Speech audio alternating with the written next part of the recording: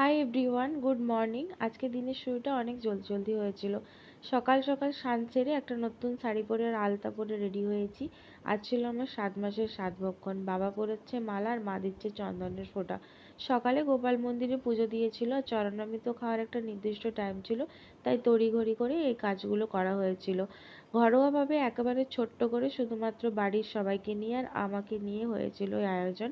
আজ মনে হয়েছিল বাড়িতে কিছু লোকজন এলে বেশ ভালো লাগতো।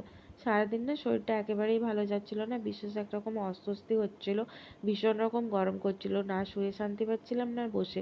তারপরে হলো বৃষ্টি আর দুপুরে গিয়েছিলাম আমরা গোপাল মন্দিরে ভোগ খাওয়ার জন্য। ওখানে যখন পৌঁছেছিলাম ভোগ দেখানোর পর মন্দির বন্ধ হয়ে গিয়েছিল, তো ওখান থেকে ভোগের প্রসাদটা খেয়েই চলে এসেছিলাম বাড়ি। বাড়ি ফিরে কিছু করার ছিল না, বৃষ্টি হচ্ছিল, সারাদিন কি করব খুঁজে পাচ্ছিলাম না, শুয়ে বসেই দিন কাটাচ্ছিলাম। আর এখন তো বেশি বেশি খিদে পাই, তাই সারাদিন কি খাবো তারই তোড়জোড় করছিলাম।